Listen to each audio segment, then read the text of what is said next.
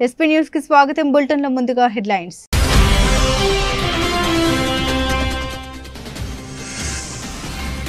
పహల్గామ్ దాడిపై తొలిసారి స్పందించిన అమెరికా అధ్యక్షుడు. కశ్మీర్ ఉద్రిక్తతకు భారత్ పాక్లు సామరస్యపూర్వకంగా పరిష్కరించుకుంటాయన్న ట్రంప్.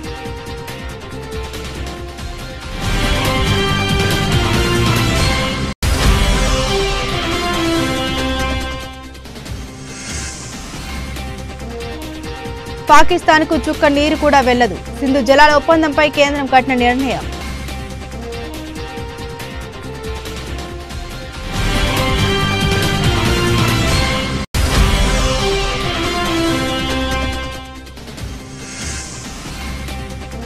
పహల్గామ్ దాడికి నిరసనగా హైదరాబాద్ లో కొవ్వొత్తుల ర్యాలీ. పీఓకేను భారత్ లో కలిపేయండంటూ ప్రధాని మోదీకి సీఎం రేవంత్ రెడ్డి విజ్ఞప్తి.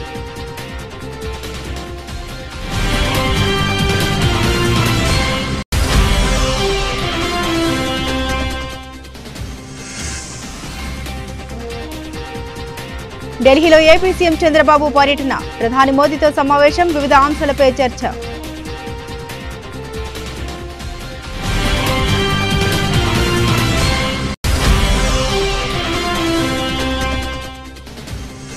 దాయాది పాకిస్తాన్ వెన్నులో వణుకు కొట్టేలా భారీ చర్యలు ఉంటాయన్న కేంద్ర మంత్రి బండి సంజయ్. పహల్గామ్ ఘటన ఉగ్రవాదుల రాక్షసత్వానికి పరాకాష్టాని వ్యాఖ్య.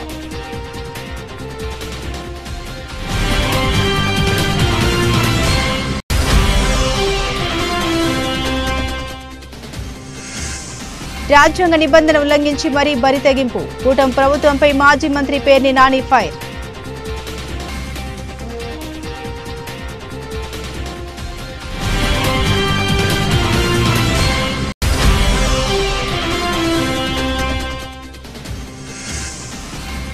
హైదరాబాద్ లో 208 మంది పాకిస్తాన్ భారతీయులు ఈ నెల 27లోగా వెళ్లిపోవాలని ఆదేశించిన తెలంగాణ డీజీపీ.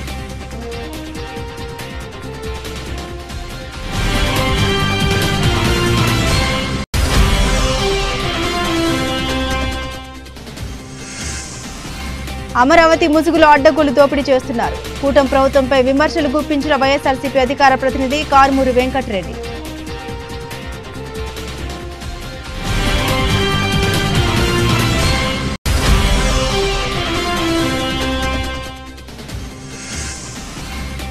తెలంగాణ ప్రజలను నిండా ముంచి హైదరాబాద్ కు వస్తున్న మీకు సుస్వాగతం. రాహుల్ గాంధీ పర్యటనపై ఎమ్మెల్సీ కవిత సెటైర్లు.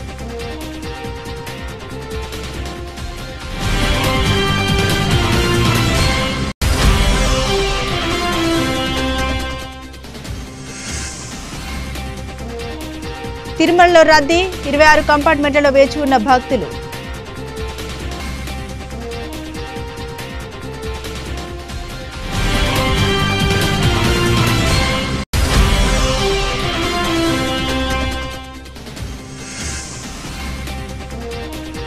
పాక్ నిజ స్వరూపం బట్టబయలు. ఉగ్రవాదాన్ని పెంచి పోషించినట్టు ఒప్పుకున్న దాయాది దేశం.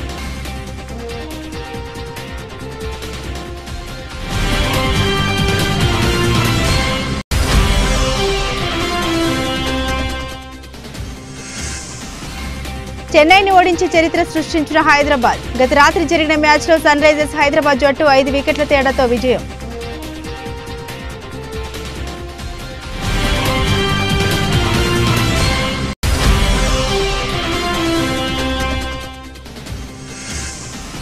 నటుడు కిరణ్ అబ్బవరం నటించిన కా చిత్రానికి అరుదైన గౌరవం. దాదాసాహెబ్ ఫాల్కే ఫిల్మ్ ఫెస్టివల్లో కా నామినేట్.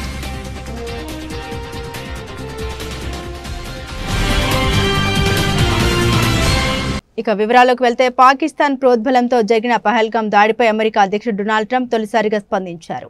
ఆ దాడి చాలా చెత్త పని అని వ్యాఖ్యానించారు ట్రంప్. ఈ సందర్భంగా భారత్ కు సంఘీభావం తెలిపిన ట్రంప్ కశ్మీర్లో ఘర్షణ 100 ఏళ్లుగా సాగుతున్నాయని అన్నారు. ఈ సమస్యను ఇరు దేశాలు శాంతియుతంగా పరిష్కరించుకుంటాయన్న నమ్మకం తనకుందని పేర్కొన్నారు. పోప్ అంత్యక్రియలకు వాటికన్ నగరానికి వెళ్లే ముందు ట్రంప్ మీడియాతో ఈ వ్యాఖ్యలను చేశారు. నేను భారత్ కు సన్నిహిత మిత్రుడిని, పాక్తోనూ క్లోజ్ గానే ఉంటారు. అయితే కాశ్మీర్లో ఘర్షణ 1000 ఏళ్లుగా సాగుతున్న విషయం మనందరికీ తెలిసిందే. అంతకంటే ముందు నుండి కూడా ఘర్షణ జరుగుతూ ఉండొచ్చు. నిన్నటి దాడి మాత్రం చాలా చెత్త పని. అయితే ఈ సమస్య భారత్ పాక్ మధ్య ఎప్పటి నుండో ఉంది. 1500 ఏళ్లుగా అక్కడి పరిస్థితులు ఇలాగే ఉన్నాయి. నాకు భారత్ పాక్ దేశాధినేతలు ఇద్దరు బాగా తెలుసు. ఈ సమస్యను వాళ్ళు ఏదో విధంగా పరిష్కరించుకుంటారని ట్రంప్ అన్నారు. సింధు నది జలాల ఒప్పందాన్ని రద్దు చేసిన నేపథ్యంలో పాకిస్తాన్కు చుక్కనీరు కూడా వెళ్లకుండా చూడాలని కేంద్ర ప్రభుత్వం గట్టి నిర్ణయం తీసుకుంది. ఈ విషయంపై చర్చించేందుకు గాను కేంద్ర హోంమంత్రి అమిత్ షా నివాసంలో కీలక సమావేశం జరిగింది. ఈ భేటీలో కేంద్ర జలశక్తి శాఖ మంత్రి సిఆర్ పాటిల్ ఇతర ఉన్నతాధికారులు పాల్గొన్నారు. సుమారు 45 నిమిషాల పాటు జరిగిన ఈ సమావేశంలో పాకిస్తాన్కు నీటి ప్రవాహాన్ని పూర్తిగా నిలిపివేసే మార్గాలపై ప్రధానంగా చర్చించినట్లు విశ్వసనీయ వర్గాలు తెలిపాయి. ఈ లక్ష్యాన్ని సాధించేందుకు గాను స్వల్పకాలిక, మధ్యకాలిక, దీర్ఘకాలిక ప్రణాళికలను అమలు చేయాలని సమావేశంలో నిర్ణయించారు. పాకిస్తాన్కు ఒక చుక్క నీరు కూడా పోకుండా అన్ని చర్యలు తక్షణమే ప్రారంభించాలని అధికారులను ఆదేశించినట్లు సమాచారం. సమావేశం అనంతరం జలశక్తి మంత్రి సిఆర్ పాటిల్ మాట్లాడుతూ మోదీ ప్రభుత్వం తీసుకున్న సింధు జలాల ఒప్పందం రద్దు నిర్ణయం చారిత్రాత్మకమైందన్నారు. పూర్తిగా దేశ ప్రయోజనాలకు అనుగుణమైంది. సింధు నది నుండి చుక్క నీరు కూడా పాకిస్తాన్కు వెళ్లకుండా చూస్తామని స్పష్టం చేశారు. ఇటీవల జమ్మూ కాశ్మీర్లోని పహల్గామ్లో యాత్రికులపై జరిగిన ఉగ్రదాడి నేపథ్యంలో భారత్ బుధవారం 1960 నాటి సింధు జలాల ఒప్పందాన్ని రద్దు చేస్తున్నట్టు ప్రకటించిన సంగతి తెలిసిందే. దీనికి కొనసాగింపుగా కేంద్ర జలశక్తి మంత్రిత్వ శాఖ కార్యదర్శి దేబశ్రీ ముఖర్జీ గురువారం పాకిస్తాన్ జలవనరుల మంత్రిత్వ శాఖ కార్యదర్శి సయ్యద్ అలీ ముర్తాజాకు అధికారికంగా లేఖ రాశారు. ఒప్పందాన్ని తక్షణమే రద్దు చేస్తున్నట్లు ఆ లేఖలో స్పష్టం చేశారు. జమ్మూ కాశ్మీర్లోని పహల్గామ్లో జరిగిన ఉగ్రదాడికి గట్టిగా బదులివ్వాలని ముఖ్యమంత్రి రేవంత్ రెడ్డి కోరారు. పాక్ ఆక్రమిత కాశ్మీర్ను భారత్లో కలిపివేయాలని ప్రధాని మోదీకి విజ్ఞప్తి చేశారు. ఇలాంటి చర్యలకు భారతీయులంతా మద్దతుగా ఉంటారని తెలిపారు. ఉగ్రమూకలకు గట్టిగా జవాబు ఇవ్వాలని మోదీకి సూచించారు రేవంత్ రెడ్డి. పహల్గామ్ ఉగ్రదాడిని నిరసిస్తూ హైదరాబాద్లో కొవ్వొత్తుల ర్యాలీ నిర్వహించారు. పీపుల్స్ ప్లాజా నుండి నెక్లెస్ రోడ్లోని ఇందిరాగాంధీ విగ్రహం వరకు ప్రదర్శన చేపట్టారు. ఈ కార్యక్రమంలో ముఖ్యమంత్రి రేవంత్ రెడ్డి, డిప్యూటీ సీఎం మల్లు భట్టి విక్రమార్క సహా పలువురు మంత్రులు, ఎమ్మెల్యేలు, ఎమ్మెల్సీలతో పాటుగా భారత్ సమ్మిట్ 2025కు వచ్చిన పలువురు విదేశీ ప్రతినిధులు కూడా పాల్గొన్నారు. इस देश प्रधानमंत्री नरेंद्र मोदी जी से एक ही गुजारिश है, ये ऐसे मौके पे जो आतंकवादी अपने देशवासियों के ऊपर हमला किए, ऐसे हमला को हम सब इकट्ठा होकर 140 करोड़ लोग हम सब मिलके मुंह तोड़ जवाब देने का वक्त आए। इसीलिए आज तेलंगाना राज्य से 4 करोड़ जनता और दुनिया सबसे कम 100 देशों का उनके प्रतिनिधि यहाँ पर हाजिर होकर अपने साथ जोड़ के आतंकवादियों के खिलाफ लड़ने के लिए हमको मदद दिए।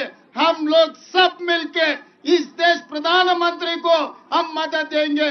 प्रधानमंत्री जी मोदी जी 1967 चीन ने अपने देश के ऊपर हमला किए तो इंदिरा जी ने मुंह तोड़ जवाब दिए।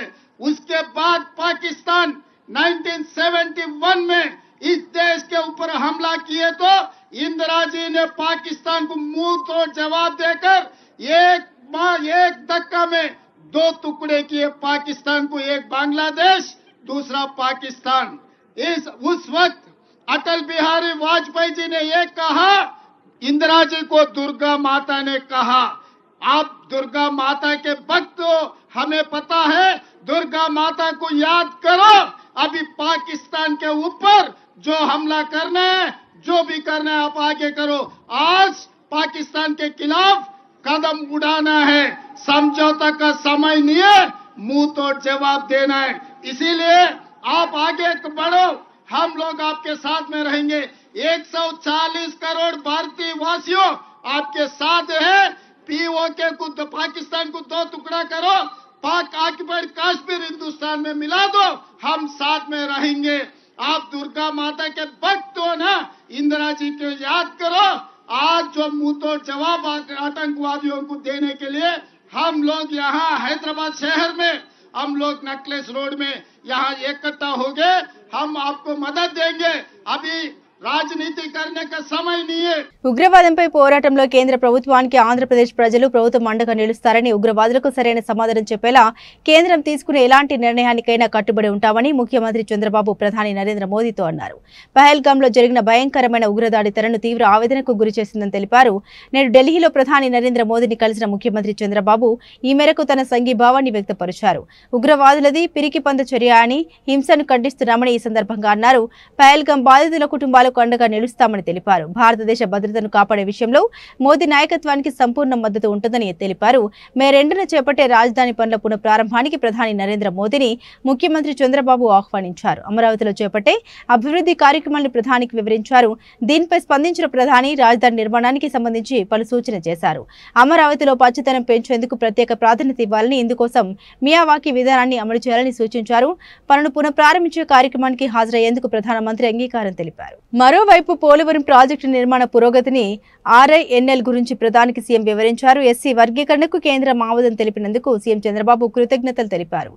NTPC, Arcelor Mittal Nippon steel ప్లాంట్కు మద్దతు, అలాగే BPCL రిఫైనరీ మంజూరు విషయంలోనూ ప్రధానికి ధన్యవాదాలు తెలిపారు. అరామ్కో భాగస్వామ్యాన్ని ఖరారు చేయడంతో అదనపు ప్రయోజనం కలుగుతుందని తెలిపారు. ఈసారి రాష్ట్ర పర్యటనలో శ్రీశైలం కూడా సందర్శించాలని నరేంద్ర మోదీని చంద్రబాబు కోరారు. పహల్గాం ఘటనకు ప్రతీకారంగా దాయాది పాకిస్తాన్ వెన్నులో వణుకు పుట్టేలా భారీ చర్యలు ఉంటాయని కేంద్ర మంత్రి బండి సంజయ్ తెలిపారు. MCHRDలో నిర్వహించిన రోజ్గార్ మేళాలో ఆయన పాల్గొన్నారు. ఉద్యోగాలకు ఎంపికైన 100 మందికి నియామక పత్రాలు అందించారు. ఆ తర్వాత మంత్రి మాట్లాడారు. పహల్గాం పాశవిక దాడి ఉగ్రవాదుల రాక్షసత్వానికి పరాకాష్ట తెలిపారు. ఉగ్రవాదాన్ని ప్రోత్సహిస్తున్నట్లు పాక్ రక్షణ మంత్రి అంగీకరించారని గుర్తు చేశారు. కానీ తుపాకీ పట్టినోడు ఆ తుపాకీకే బలవుతాడని అన్నారు.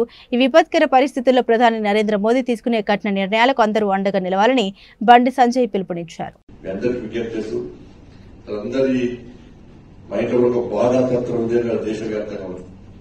చాలా మంది మన పహల్గాంలో జరిగినటువంటి సంఘటన అందరూ తెలిసింది. కానీ దాన్ని దృష్టిలో ఉంచుకొని రోజుగారు మీద వాయిదా వేయాలని చెప్పి ఆలోచన మోడీ రాలేదు. ఇది కూడా దేశ అభివృద్ధిలో ఒక భాగస్వామి. మీరు అందరు జాబ్స్ ఇవ్వడం కూడా, మీ అందరికి జాబ్ చేయడం కూడా ఒక మంచి ఆలోచన. కాబట్టి ఈరోజు ఎలాంటి ఆడంబరాలు లేకుండా మనం సీరియస్ గా ఈ కార్యక్రమం చేస్తాం. చాలా మంది తుపాకీ ద్వారా ఏదో సాధించాలని చెప్పి తుపాకీ చేతబట్టిన వారందరూ కూడా ఆ తుపాకీకే బలైన విషయాన్ని మనం గుర్తించుకోవాల్సిన అవసరం. వాళ్ళ అమాయక ప్రజలను ఏ సంబంధమైన వ్యక్తుల మీద హత్య చేయడము ఇతర దుర్మార్గం కాదు. ఈ దేశము అన్ని రంగాల్లో అభివృద్ధి చెందుతున్న సందర్భంలో ఓరులేని పాకిస్తాన్ వంటి దేశం ఈరోజు భారతదేశం మీద ఏ విధంగా పలగొట్టిందో మనం చూస్తున్నాం కదా. వాళ్ళ రాక్షసత్వానికి పరాకాష్ట మొన్న జరిగిన సంఘటన. ఇలా పాకిస్తాన్ లో ఇప్పటికీ తిండి లేదు. తిండి లేక ప్రజలు అల్లాడుతున్నారు. ఇవాళ బిచ్చమెత్తుకునే పరిస్థితి పాకిస్తాన్ లో ఉంది. అయినా కూడా వాళ్ళ బుద్ధి మారేటువంటి ప్రయత్నం చేస్తున్నారు. సాక్షాత్తు పాకిస్తాన్ రక్షణ మంత్రి 30 సంవత్సరాల నుంచి ఉగ్రవాదాన్ని పెంచి పోషిస్తున్నాం, దీనివల్ల నష్టపోయినామని చెప్పి గుర్తించినప్పుడు కూడా ఇంకా ఇండియా మీద పగబట్టి ఈ దేశంలో అంతర్గత శాంతి భద్రత సృష్టించే ప్రయత్నం వాళ్ళ పాకిస్తాన్ చేస్తున్న విషయాన్ని మనం గుర్తుంచుకోవాలి. ఇటువంటి పరిస్థితుల్లో కేంద్రంలోనే నరేంద్ర మోడీ ప్రభుత్వం తప్పకుండా పాకిస్తాన్ వెన్నులో వణుకు పుట్టే విధంగా గుణపాఠం తప్పదు. దీన్ని పాకిస్తాన్ భరించాల్సిందే. రాబోయే రోజుల్లో ఇటువంటి సంఘటనలను ఏ విధంగా మనం ఉపేక్షించరాదు. ఇటువంటి పరిస్థితుల్లో కఠిన నిర్ణయాలు తీసుకోబోతున్నటువంటి నరేంద్ర మోడీ గారి ప్రభుత్వానికి మనం అందరం కూడా అండగా ఉండాల్సిన బాధ్యత ప్రతి భారతీయుడి మీద ఉంది. కాబట్టి తప్పకుండా ఆ విధంగా మనం అందరం కూడా నరేంద్ర మోడీకి అండగా ఉండాలి. కాబట్టి ఈ సందర్భంలో మరొకసారి ఏపీలో కూటమి ప్రభుత్వానికి బిల్డప్ ఎక్కువ, బిజినెస్ తక్కువ అంటూ వైఎస్ఆర్సీపీ నేత మాజీ మంత్రి పేర్ని నాని ఎద్దేవా చేశారు. డిప్యూటీ సీఎం పవన్ కళ్యాణ్ సొంత నియోజకవర్గం పిఠాపురంలో దళితుల్ని వెలివేస్తే ఆయన అసలు పట్టించుకోలేదని, ఇక దళితురాలైన హోంమంత్రి అనిత సైతం ఆ వైపే కన్నెత్తి చూడలేదని ధ్వజమెత్తారు. వీరయ్య చౌదరిని మద్యం గొడవల్లో చంపేస్తే హోంమంత్రి అక్కడికి పరిగెత్తారని, మీకు డబ్బున్న వారే కనిపిస్తారా అంటూ పేర్ని నాని ప్రశ్నించారు. మీకు డబ్బున్న వారిని తప్పితే పేదలు సామాన్యులు దళితులను పట్టించుకోరా అని నిలదీశారు. ఇంతకంటే దిగజారిన దిక్కుమాలిన ప్రభుత్వం మరొకటి ఉంటుందా అని పేర్ని నాని మండిపడ్డారు. పేర్ని నాని తాడేపల్లిలోని వైఎస్ఆర్సీపీ కేంద్ర కార్యాలయంలో మీడియాతో మాట్లాడారు. ఈయనకంటే సంపద ఎలా సృష్టించాలో మెల్లగా చెవులో చెప్పాలంట. ఎవరికన్నా ఆలోచన తడితే సంపద ఎలా సృష్టించాలో చెవులో చెప్పాలంట. మరి ఎన్నికల ముందు చెప్పాల్సింది కదా ఈ మాట. చెవులో ఏం చెప్పాలో చెప్పేవాళ్ళు కదా, ఏం పెట్టి తిప్పాలో చెవులో పెట్టి తిప్పేవాళ్ళు. ఆ రోజేమో ప్రగల్భాలు పలకటం, డబ్బాలు కొట్టుకోవటం, హరికథ చెప్పేవాడు ఒకడైతే చిడతలు వాయించేవాడు ఒకళ్ళలాగా. చంద్రబాబు ప్రగల్భాలు పలికితే పక్కనేమో ఓ పక్కేమో కొడుకు, ఓ పక్కేమో పవన్ కళ్యాణ్, ఇద్దరు చిడతలు కొడతారు. ఏమైపోయారు ఇవాళ ఎంత పచ్చిగా బరితెగించారంటే, బరితెగించి ఇవాళ రాజ్యాంగ విరుద్ధంగా అప్పు చేయటం కోసం ఈ జీవోని రిలీజ్ చేయడం జరిగింది. Government of Andhra Pradesh mines and minerals GOMS number 69, GOMS number 69 dated 24 April 24, 2025న నిన్న ఈ జీవో ఇచ్చారు. ఈ జీవో సారాంశం ఏంటి అంటే ఆంధ్రప్రదేశ్ రాష్ట్రంలోని 1,91,000 కోట్ల విలువైనటువంటి 436 మైన్స్, 436 గనులు, 1,91,000 కోట్ల రూపాయల విలువైన ఈ గనులు ఏపీఎండిసికి దఖలుపరుస్తూ దానిని 9,500 కోట్ల రూపాయలు అప్పు తెచ్చుకుంటాకి ఈ ఆస్తుల ద్వారా అనుమతులు ఇస్తూ జీవో రిలీజ్ చేశారు. ఈ జీవో రిలీజ్ చేయడం రాజ్యాంగ విరుద్ధమా, అప్పు చేయడం రాజ్యాంగ విరుద్ధమా అంటే జీవో ఇవ్వడం రాజ్యాంగ విరుద్ధం కాదు, అప్పు చేయడం రాజ్యాంగ విరుద్ధం కాదు, కానీ అనైతికం. జగన్మోహన్ రెడ్డి గారు రాబోయే ఆదాయాన్ని చూపించి అప్పులు చేశాడు అని చెప్పి అవాకులు చవాకులు పేలినటువంటి పేపర్లు కానీ టీవీలు కానీ ఒక్కడు నోరెత్తట్ల. ఇవాళ ఆంధ్రప్రదేశ్ రాష్ట్ర ఖనిజాభివృద్ధి సంస్థకి రాబోయే పదులు, అది 10 ఏళ్ళ 20 ఏళ్ళ రేపు మాపో తెలుస్తుంది మనకి. ఈ 9,500 కోట్ల రూపాయలు సుమారుగా 9%, 10%, 12%, ఇంక వడ్డీ కూడా తేలుతుంది రేపో మాపో. ఈ వడ్డీకి అప్పు తేటం అనేది అంటే జగన్మోహన్ రెడ్డి గారు చేస్తేనేమో బూతు, ఈ పసుపు పత్రికలు పసుపు టీవీలన్నీ కూడా గోలగోల చేస్తాయి. పొద్దున ఒక డిబేటు, సాయంత్రం ఒక డిబేట్ పెట్టి ఈ ఎవడగాడు వచ్చి అసలు మామూలు మెల్లో కండువాలు, నెత్తి మీద కర్చీపులు, టోపీలు పెట్టుకుని ఇష్టారాజ్యంగా మాట్లాడారు. ఇవాళ పెట్టండి డిబేట్ దీని మీద. ఈ హైదరాబాద్ నగరంలో 208 మంది పాకిస్తాన్ భారతీయులు నివసిస్తున్నారని తెలంగాణ డీజీపీ జితేందర్ తెలిపారు. నగరంలో ఉన్న పాకిస్తాన్ భారతీయుల వీసాలన్నీ రద్దు అయ్యాయని వెల్లడించారు. ఈ నెల 27వ తేదీలోపు వారు ఈ ప్రాంతం నుండి నిష్క్రమించాలని హెచ్చరించారు. అటారీ సరిహద్దు ఈ నెల 30వ తేదీ వరకు మాత్రమే తెరిచి ఉంటుందని పేర్కొన్నారు. ఈ నెల 30వ తేదీ తర్వాత దేశంలో ఎవరైనా ఉంటే వారిపై చట్టపరమైన చర్యలు తీసుకుంటామని హెచ్చరించారు. ఈ నెల 27వ తేదీ నుండి పాకిస్తాన్ వీసాలు పనిచేయవని స్పష్టం చేశారు. వైద్య వీసా కలిగిన వారికి ఈ నెల 29 వరకు మాత్రమే గడువు ఉందని తెలిపారు. దీర్ఘకాలిక వీసా ఉన్న వారికి నిబంధన వర్తించదని స్పష్టం చేశారు. పహల్గామ్ ఉగ్రదాడి నేపథ్యంలో కేంద్రం ఆదేశాల మేరకే నగరంలోని పాకిస్తాన్ భారతీయులకు డీజీపీ ఈ హెచ్చరికలు జారీ చేశారు. అమరావతి రాజధాని ముసుగులో చంద్రబాబు తన బినామీలకు అడ్డగోలుగా దోచిపెడుతున్నారని వైఎస్ఆర్సీపీ అధికార ప్రతినిధి కారుమూరి వెంకటరెడ్డి మండిపడ్డారు. శనివారం ఆయన మీడియాతో మాట్లాడుతూ అమరావతి ఐకానిక్ టవర్స్ నిర్మాణం కోసం పిలిచిన టెండర్లు చూస్తే చదరపు అడుగుని దాదాపు డబ్బులు చేసేశారని తప్పుబట్టారు. అలాగే మొబిలైజేషన్ అడ్వాన్స్ కూడా ఇచ్చేసి తమ కమిషన్లను కూటమి నేతలు తీసేసుకుంటున్నారని ఆరోపించారు. ఈ దోపిడీ ఇంతటితో ఆగేలా లేదని ఆగ్రహాన్ని వ్యక్తం చేశారు. గతంలోని ఇలాగే చంద్రబాబు అమరావతి పేరు చెప్పి తన బినామీలకు దోచిపెట్టారని ఫైర్ అయ్యారు. చంద్రబాబు పాపం పండే రోజు వస్తుందని ప్రజలు తగిన సమయంలో ఆయనకు గుణపాఠం చెబుతారని కారుమూరి వెంకటరెడ్డి హెచ్చరించారు. చంద్రబాబు నాయుడు గారి ప్రభుత్వం, చంద్రబాబు నాయుడు గారు వాళ్ళ బినామీలకు ఎలా దోచిపెడతా ఉన్నారు, ఈ ప్రభుత్వంలో అడ్డగోలుగా దోపిడీ ఎలా జరుగుతుందో మనం అనేక సందర్భాల్లో చూసాం. ఈ 11 నెలల కాలంలో అంతకుముందు 2014 టు 19 మధ్య కూడా ఇలానే ఏ విధంగా దోపిడీ చేశాడో చూసాం. ఇప్పుడు అంతకు రెట్టింపు దోపిడీ ఇప్పుడు జరుగుతా ఉంది. ఆ దోపిడీలో భాగంగా ఐకానిక్ టవర్స్ అనేది అమరావతిలో నిర్మిస్తున్నామని చెప్తూ టెండర్లు ఏదైతే పిలిచారో ఆ టెండర్లు చూస్తేనే మనకు అర్థమవుతా ఉంది. ఎందుకంటే మొన్నటికి మనం చూసాం కిలోమీటర్ రోడ్డు వేయడానికి 63 కోట్లు అని చెప్పి. అలానే ఇప్పుడు చూస్తే ఇక్కడ సచివాలయానికి సంబంధించినటువంటి దాంట్లో సచివాలయం 1, 2, సచివాలయం 3, 4 టవర్లు, సీఎం ఆఫీసు, మినిస్టర్ కార్యాలయాలు అని చెప్పి ఇంకొక టవర్, మొత్తం 5 టవర్లకు సంబంధించి వీటిని ఐకానిక్ టవర్స్ అని పేరు పెట్టి ఈ 5 టవర్లకు సంబంధించి 2018 సంవత్సరంలోనే వీళ్ళు టెండర్లు పిలిచారు. 2018 ఏప్రిల్ 26న ఒక చదరపు అడుగు 4,350 రూపాయల ఖర్చుతో 2,271 కోట్లు ఖర్చు అయింది మొత్తం అని. ఈ 5 టవర్లకి 2,271 కోట్లు అని చెప్పి ఆ రోజు చెప్పి ఇప్పుడు దాన్ని 4,688 కోట్లకు పెంచుతూ చదరపు అడుగు 4,350 నుంచి 8,981, అంటే దాదాపుగా 9,000 ఒక చదరపు అడుగు అయ్యిద్ది ఖర్చు అని చెప్పి 4,688 కోట్లకి టెండర్లు పిలిచారు. 10% మొబిలైజేషన్ అడ్వాన్స్ కూడా ఇచ్చారు. ఈ రాష్ట్ర చరిత్రలో మొబిలైజేషన్ అడ్వాన్స్ ఇవ్వడం ఎక్కడా ఉండదు, ఎక్కడా లేదు, జరగలే. ఫస్ట్ టైం మొబిలైజేషన్ అడ్వాన్స్లు ఇచ్చి 8% మళ్ళీ కమిషన్ రూపంలో వెనక్కి తీసుకునేటటువంటి కార్యక్రమం. ఈ దోపిడీ ఎంతటితో ఆగిద్దా అంటే ఎంతటితో కూడా ఆగదు. ఇంకా అందనంత ఎత్తులో ఆకాశమంత దోపిడీగా దీన్ని మనం చెప్పుకోవచ్చు. ఎందుకంటే అంతకుముందు కూడా మనం చూస్తే తాత్కాలిక సచివాలయం నిర్మాణానికి అప్పుడు చదరపు అడుగు 3,350 రూపాయలు అయ్యిద్దని చెప్పి 201 కోట్లే అని చెప్పి ముందు ఇచ్చారు. ఇచ్చిన తర్వాత 1151 కోట్లుగా దాన్ని చూపించి బిల్లులు కూడా చెల్లించారు. ఇది షాపూర్జీ, పల్లంజీ అండ్ ఎల్ఎన్టీలకి. చెప్పిందేమో 201 కోట్లు అయిందని, 1151 కోట్లు అయిందని చెప్పి బిల్లులు చూపించి సదరపు అడుగు 19,183 రూపాయల చొప్పున చెల్లించారు. ఆ రోజుల్లో ఎంత అడ్డగోలు దోపిడీయో చూడండి. ఇప్పుడు కూడా మీరు చూస్తే సచివాలయం 1-2 టవర్లకి 932 కోట్ల రూపాయలు అంతకుముందు చెప్పింది. ఇప్పుడు దాన్ని 1698 కోట్లకి ఇచ్చారు. సచివాలయం 3-4కు సంబంధించి 784 కోట్లు అప్పుడు చెప్తే ఇప్పుడు 1488 కోట్లు. సీఎం ఆఫీసు, మినిస్టర్ కార్యాలయం 554 కోట్లు అయిందన్నారు. ఇప్పుడు 1007 కోట్లు అని చూపించారు.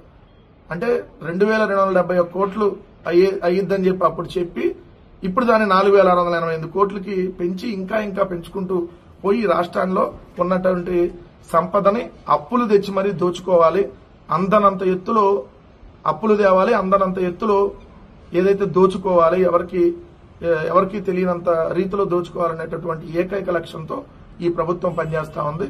ప్రపంచంలోనే ఎక్కడా ఉండదు ఇంత దోపిడీ. ఈ రోజు ప్రపంచంలో ఉన్నటువంటి ఇంజనీర్లు ఆశ్చర్యపోతున్నారు ఈ రేట్లు చూసి.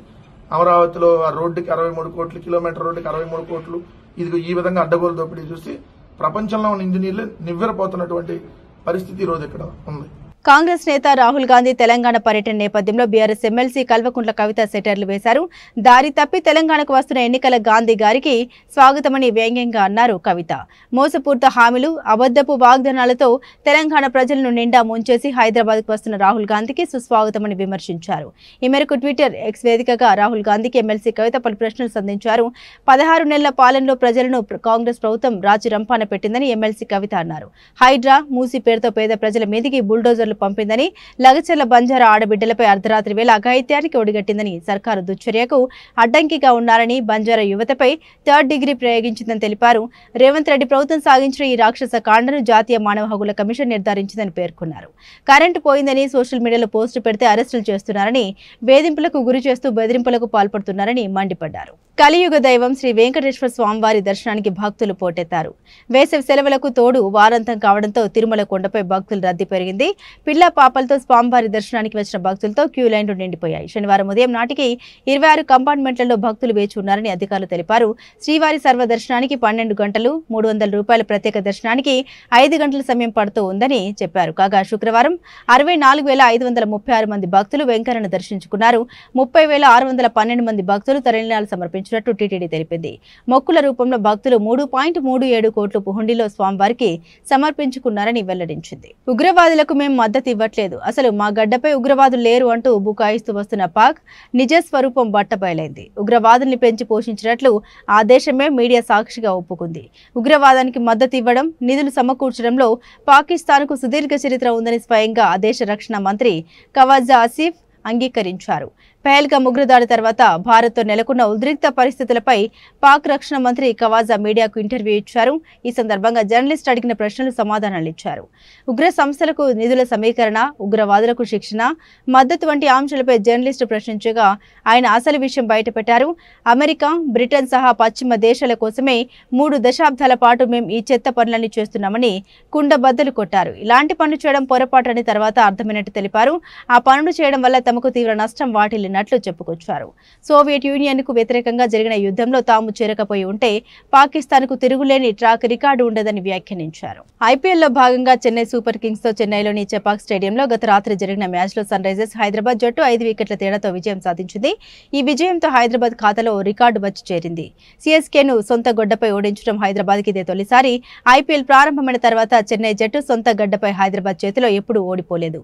గత రాత్రి మాత్రం పరాభవం తప్పలేదు. ఈ మ్యాచ్ లో తొలుత బ్యాటింగ్ చేసిన చెన్నై సూపర్ కింగ్స్ మరో బంతి మిగిలి ఉండగానే 154 పరుగులకు ఆలౌట్ అయింది. జట్టులో డెవాల్ట్ బ్రేవిస్ చేసిన 42 పరుగులే అత్యధికం. అనంతరం 155 పరుగుల లక్ష్యంతో బ్యాటింగ్ ప్రారంభించిన హైదరాబాద్ 18.4 ఓవర్లలో 5 వికెట్లు మాత్రమే కోల్పోయి లక్ష్యాన్ని అందుకుంది. ఇషాన్ కిషన్ 44, కమిందు మెండిస్ 32 పరుగులు చేశారు. ఇప్పటి వరకు 9 మ్యాచ్లు ఆడిన చెన్నై 7 పరాజయాలతో పాయింట్ల పట్టికలో అట్టడుగున నిలిచి ప్లే ఆఫ్స్ ఆశలు కోల్పోయింది. మరోవైపు ఈ మ్యాచ్ లో విజయం సాధించిన సన్ రైజర్స్ హైదరాబాద్ 9 మ్యాచ్ల్లో 3 విజయాలతో 8వ స్థానంలో ఉంది.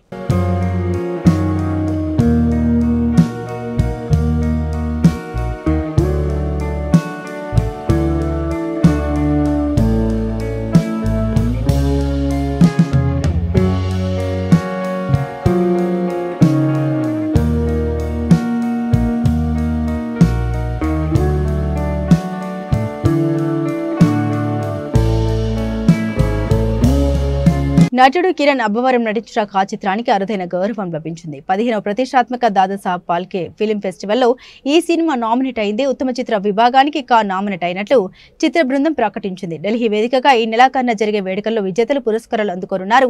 నూతన దర్శకులు సుజిత్ సందీప్ దర్శకత్వంలో చింతా గోపాలకృష్ణారెడ్డి నిర్మించిన ఈ చిత్రం గత ఏడాది విడుదలై అఖండ విజయాన్ని సాధించిన విషయం తెలిసిందే. నయన్, సారిక, తన్వీ రామ్ ఇందులో కథానాయకులు. ఫాంటసీ థ్రిల్లర్ గా రూపొందిన ఈ చిత్రాన్ని డాల్ఫీ విజన్ ఆటమ్స్ టెక్నాలజీతో మేకర్స్ తెరకెక్కించారు. ఇది విభిన్నమైన కథ, కర్మ సిద్ధాంతం నేపథ్యంలో ఈ కథ సాగుతుంది. సగటు ప్రేక్షకునికి ఆద్యంతం సినిమా చూస్తే తప్ప అంతు చిక్కని స్క్రీన్ ప్లేతో దర్శకులు సుజిత్ సందీప్ కాను మలిచారు. వాణిజ్యపరంగా 50 కోట్ల వసూలును రాబట్టిన ఈ సినిమా విమర్శకుల ప్రశంసలు కూడా అందుకుంది. దీన్ని కొనసాగింపు కూడా ఉంటుందని, తొలి పార్ట్ని మించేలా కార్డ్ 2 తెరకెక్కిస్తామని దర్శకులు చెబుతున్నారు. బులెటిన్ ముగించే ముందు హెడ్లైన్స్ మరోసారి.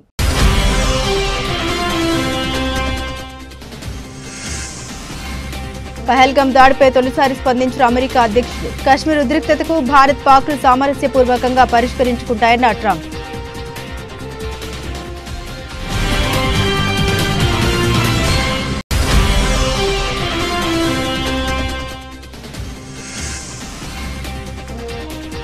పాకిస్తాన్కు చుక్క నీరు కూడా వెళ్లదు. సింధు జలాల ఒప్పందంపై కేంద్రం కఠిన నిర్ణయం.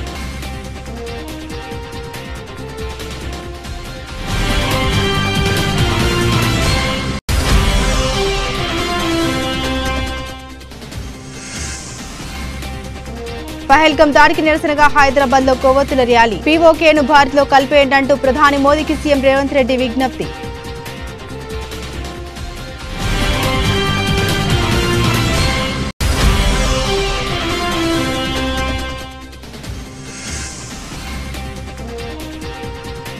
ఢిల్లీలో ఏపీ సీఎం చంద్రబాబు పర్యటన. ప్రధాని మోదీతో సమావేశం, వివిధ అంశాలపై చర్చ.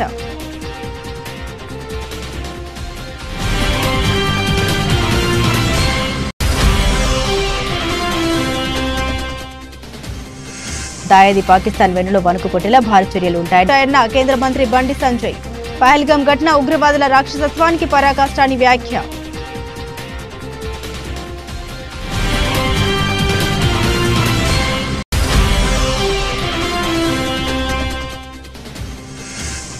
రాజ్యాంగ నిబంధన ఉల్లంఘించి మరీ బరి తెగింపు. కూటమి ప్రభుత్వంపై మాజీ మంత్రి పేర్ని నాని ఫైర్.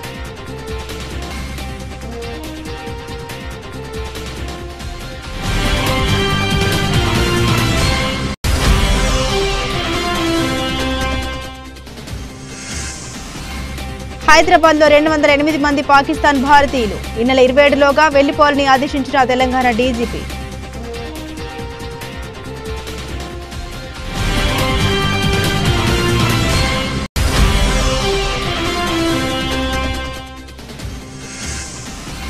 అమరావతి ముసుగులో అడ్డగోలు దోపిడీ చేస్తున్నారు. కూటమి ప్రభుత్వంపై విమర్శలు గుప్పించిన వైఎస్ఆర్సీపీ అధికార ప్రతినిధి కారుమూరి వెంకటరెడ్డి.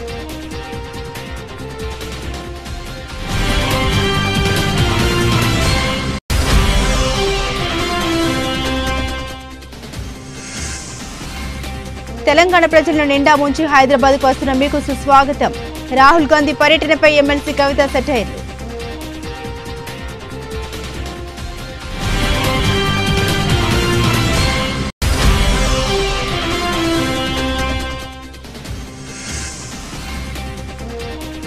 తిరుమలలో రద్దీ, 26 కంపార్ట్మెంట్లలో వేచి ఉన్న భక్తులు.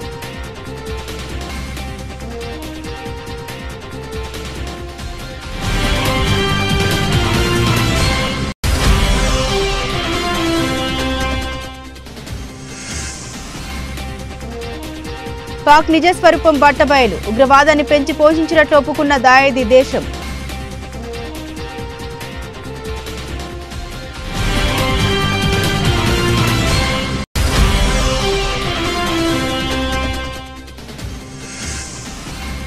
చెన్నైని ఓడించి చరిత్ర సృష్టించిన హైదరాబాద్. గత రాత్రి జరిగిన మ్యాచ్లో సన్ రైజర్స్ హైదరాబాద్ జట్టు 5 వికెట్ల తేడాతో విజయం.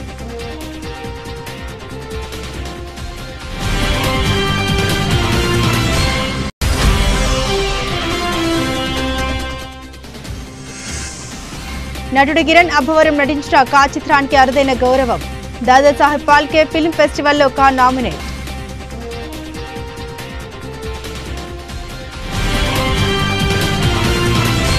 ఇవి ఈ బులెటిన్లోని విశేషాలు. తిరిగి మరో బులెటిన్తో మళ్ళీ కలుసుకుందాం. అంతవరకు సెలవు. నమస్కారం.